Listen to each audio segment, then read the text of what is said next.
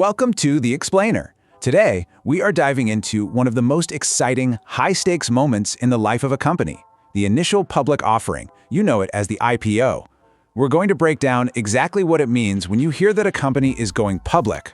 So to really wrap our heads around this, let's just imagine a super popular, privately owned fitness app. We'll call it FitTrack. After years of hard work building a huge, loyal user base, its founders decide it's time. Time for the biggest day in the company's history. And wow, what a day it is. The very moment FitTrack shares start trading on the stock market, the price pops. That's the lingo they use on Wall Street for a big jump right after an IPO. And in this case, it shoots up an incredible 50%.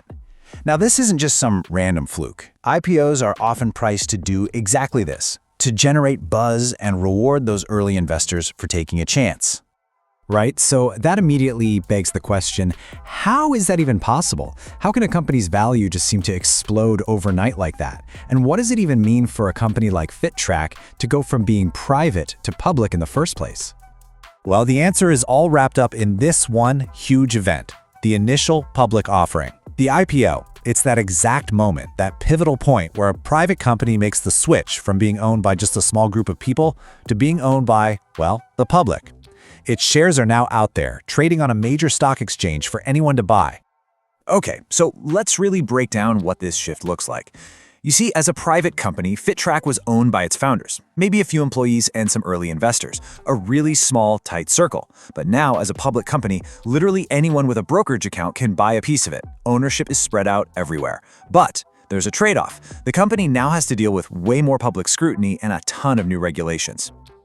Okay, so you might be thinking, why on earth would a successful private company want to do this? I mean, it's a massive, complicated, and super expensive process. Why would FitTrack take this huge leap? Well, it almost always comes down to one of these three powerful reasons. First, and this is the big one, to raise a ton of money, capital for huge projects like expanding into new countries. Second, it gives the early investors and employees a chance to finally cash in on all their hard work and risk. And third, let's be honest, going public massively boosts a company's prestige. It makes them look more credible and helps them attract the best talent out there. Yeah, that's really the heart of it, right? An IPO is all about taking the value that was kind of locked up inside a private company and just unlocking it on a global stage. It's the moment that private dream gets turned into public money for some serious growth. But, and this is a big but, getting to that opening bell, it is not easy. The road to an IPO is a long, tough, and highly regulated journey. In the US, it's all overseen by the Securities and Exchange Commission, the SEC, and their whole job is to protect public investors like you and me. The whole process follows a few really critical steps. First, the company hires investment banks, we call them underwriters, to manage the whole thing. Then comes a mountain of paperwork, mainly a huge SEC filing called a Form S-1 that lays out all the company's financials, risks, you name it. After that, the executives go on a roadshow, basically a tour, to pitch their stock to huge institutional investors, like pension funds. Based on how much interest they get, they finally set the IPO price. And then, it's launch day. I know, that might sound a little abstract, a little Wall Street, so let's make it totally real.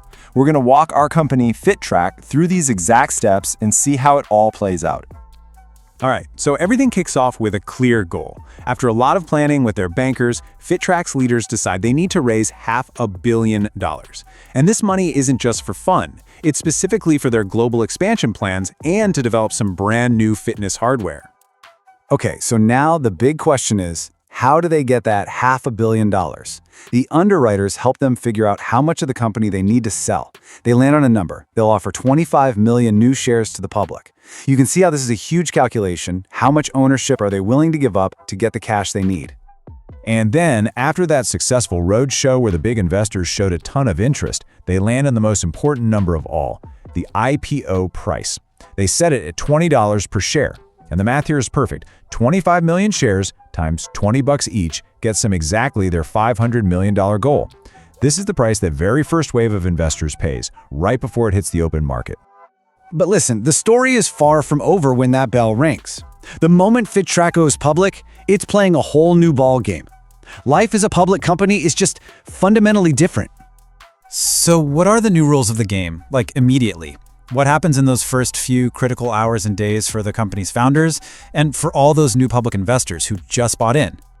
All right, to keep things from going completely wild right after the launch, there are two key ideas you've got to know. First is the lockup period. For about 90 to 180 days, insiders, like the founders, are literally forbidden from selling their personal shares. This is to stop a sudden flood of stock from hitting the market and crashing the price. And second is something called flipping. That's when investors buy IPO shares just to sell them immediately for a quick profit. The underwriters really try to avoid this by giving shares to investors who they think are in it for the long haul. And that right there brings us full circle. The IPO is the journey that transforms a founder's private dream into a public company, a stock that you or I can actually go out and own a piece of. It's how the brands we use every single day can become a part of our own investment portfolios. So here's the final thought I want to leave you with. Now that you understand the whole IPO process, you have this completely new lens to see the business world through. It makes you wonder, right? As you look at all the cool, innovative private companies out there today, which one is going to be the next to take this leap and change our world?